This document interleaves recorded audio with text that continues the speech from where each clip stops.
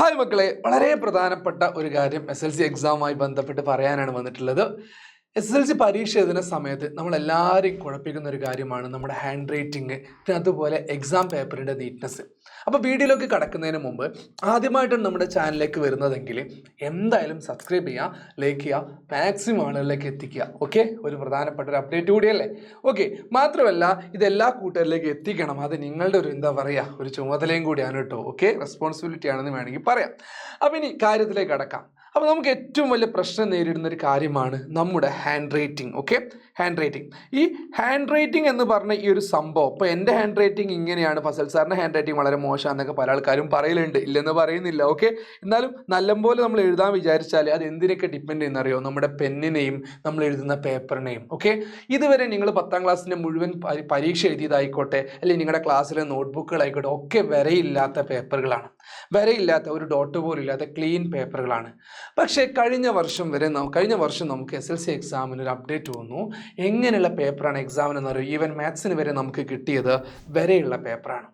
ഈ വരെയുള്ള പേപ്പർ ആകുമ്പോൾ ഹായ് രക്ഷപ്പെട്ടു, ഓക്കെ റെഡിയാണ്, അടിപൊളിയാണെന്ന് നമ്മൾ വിചാരിക്കും. ഓക്കെ, അവിടെ ഒരു പ്രശ്നം എന്താണെന്നറിയോ?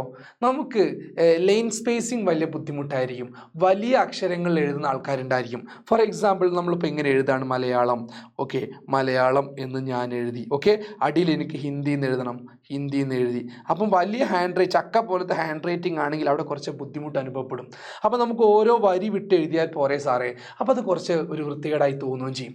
അപ്പോൾ വരെയുള്ള പേപ്പറിലാണ് തരുന്നതെങ്കിൽ വലിയ ഹാൻഡ് റൈറ്റിംഗ് ഉള്ളവരൊക്കെ ഒന്ന് ചെറുതായിട്ടൊക്കെ ഒന്ന് പിടിക്കാൻ ശ്രമിക്കാം. മാത്രമല്ല നമുക്ക് ചിലപ്പോൾ 2 പേജ് 3 പേജ് 4 പേജൊക്കെ നമ്മൾ വാരി വലിച്ചെഴുതുന്നവരുണ്ടായിരിക്കും. അതൊക്കെ പേപ്പർ നിറയ്ക്കാൻ കുറച്ച് പാടുപെടുകയും ചെയ്യും. അതൊരു പ്രശ്നം തന്നെയാണ്. അപ്പോൾ വരെയുള്ള പേപ്പർ ആവുന്ന സമയത്ത് ചില ആളുകൾക്ക് ഭയങ്കര ഈസിയാണ്. അതെങ്ങനെയുള്ള ആളുകളാണെന്നറിയാം. അപ്പോൾ ഇതാണ് ആ വരെയുള്ള പേപ്പർ എന്ന് നിങ്ങൾ വിചാരിച്ചോ? സാധാരണ ആൾക്കാരൊക്കെ വരെയില്ലാത്ത പേപ്പറാണെങ്കിൽ കൊച്ചിയിൽ നിന്ന് കൊയിലാണ്ടിക്കാണ് എഴുതാന്ന് വേണമെങ്കിൽ പറയാൻ പറ്റും. അതായത് ഇപ്പം എഴുതി ഇവിടുന്ന് തുടങ്ങും, അവസാനിക്കുന്നത് ചിലപ്പോൾ ഇവിടെ ആയിരിക്കും. അങ്ങനെയുള്ള ആളുകൾക്കൊക്കെ ഒരു ഓർഡർ കിട്ടും. ഓക്കെ, പ്രത്യേകിച്ച് ഇംഗ്ലീഷും മലയാളം സോഷ്യൽ പോലുള്ള ലാംഗ്വേജ് സബ്ജക്റ്റൊക്കെ നമ്മൾ എഴുതുന്ന സമയത്ത്, എസ്സേയോ അല്ലെങ്കിൽ ഒരു പാരഗ്രാഫൊക്കെ എഴുതുന്ന സമയത്ത് വരെയുള്ള പേപ്പറാണെങ്കിൽ നമുക്ക് കറക്റ്റ് സ്പേസ് ചെയ്യാനും അല്ലെങ്കിൽ കറക്റ്റ് ഒരു ലൈനായിട്ട് എഴുതാനും വൃത്തിയിൽ എഴുതാനൊക്കെ നമുക്ക് സഹായമാവും. പക്ഷെ അതിനേക്കാളപ്പുറത്തേക്ക് നമ്മൾ എന്താ ചെയ്യേണ്ടതെന്ന് അറിയോ? ഒരു വരെയുള്ള പേപ്പറിൽ ആൻസേഴ്സ് എഴുതി ശീലിക്കണം. വരെയുള്ള പേപ്പറുകൾ നമുക്ക് കിട്ടും ഇഷ്ടം പോലെ, അതിനൊന്ന് എഴുതി ശീലമാവുന്നത് നല്ലതാണ്. അപ്പോൾ അതിൽ ഏറ്റവും പ്രധാനപ്പെട്ടത് വൃത്തിയാണ്. വൃത്തി, ആ ഒരു വൃത്തി എപ്പോഴും നമ്മുടെ പേപ്പർ എപ്പോഴും ഹൈജീനിക് ആയിരിക്കണം. ഫസൽ സാർ എപ്പോഴും മക്കളോട് പറയുന്ന ഒരു കാര്യമുണ്ട്, എന്താണെന്നറിയോ? നമ്മളൊരു പേപ്പർ ആൻസർ എഴുതിയിട്ട് കൊടുക്കുന്ന സമയത്ത് ഇതാണ് ഇപ്പോൾ പേപ്പർ എന്ന് വിചാരിച്ചോ, ഈ ഒരു പേപ്പർ നമ്മൾ കൺസിഡർ ചെയ്യേണ്ട എന്തായിട്ടാണെന്നറിയോ? ഒരു സുന്ദരനായ അല്ലെങ്കിൽ സുന്ദരിയായ ഒരു യുവതിയോ യുവാവിനെ നമ്മൾ മേക്കപ്പ് ഇട്ടിട്ട് പെണ്ണ് കാണാനോ അല്ലെങ്കിൽ ആണ് കാണാനോ കൊണ്ടുപോകുന്ന പോലെ ഒരു ചടങ്ങ്. അതായത് കണ്ടാൽ അപ്പോൾ ഇഷ്ടപ്പെട്ടു പോകണം, അങ്ങനെ ആയിരിക്കണം നമ്മുടെ പേപ്പർ.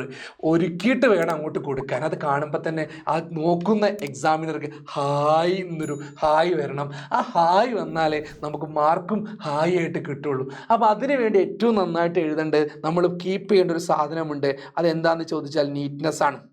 ഓക്കെ, നീറ്റായിരിക്കും. നീറ്റ്നെസ് സ്പെല്ലിംഗ് തന്നെ ആയിരിക്കും. ആ നീറ്റല്ല, ഞങ്ങൾക്ക് ആ നീറ്റ് മാത്രം ഓർമ്മയുള്ളൂ, അതുകൊണ്ടാണ് സ്പെല്ലിംഗ് ആദ്യം മാറിപ്പോയത്. Okay, neatness. ഓക്കെ, അപ്പോൾ നീറ്റ്നെസ് വേണം, നല്ല ക്ലിയർ ആയിരിക്കണം, ക്ലീൻ ആയിരിക്കണം. മാത്രമല്ല നല്ല വെടുപ്പായിട്ട് എഴുതിയും കൊടുക്കണം. അപ്പോൾ അതിന് വേണ്ടിയിട്ട് നിങ്ങൾ എന്ത് ചെയ്യണം? വരെയുള്ള പേപ്പറിൽ എഴുതിയിട്ടൊന്ന് പ്രാക്ടീസ് ചെയ്യുന്നത് നല്ലതാണ്. അപ്പോൾ വീണ്ടും പുതിയ അപ്ഡേറ്റുമായിട്ടും രസകരമായുള്ള കാര്യങ്ങളുമായി ബന്ധപ്പെട്ട് ഇനിയും വരും. ഓക്കെ, ആരും പേടിക്കേണ്ട, നന്നായിട്ട് പ്രിപ്പയർ ചെയ്യുക. All the best. വീണ്ടും ഞാൻ പറയാണ്, ഓർമ്മിപ്പിക്കുകയാണ്, സബ്സ്ക്രൈബ് ചെയ്യുക, ഷെയർ ചെയ്യുക, മാക്സിമം ആളുകളിലേക്ക് എത്തിക്കുക, ലൈക്ക് ചെയ്യുക. Thank you, bye, see you again.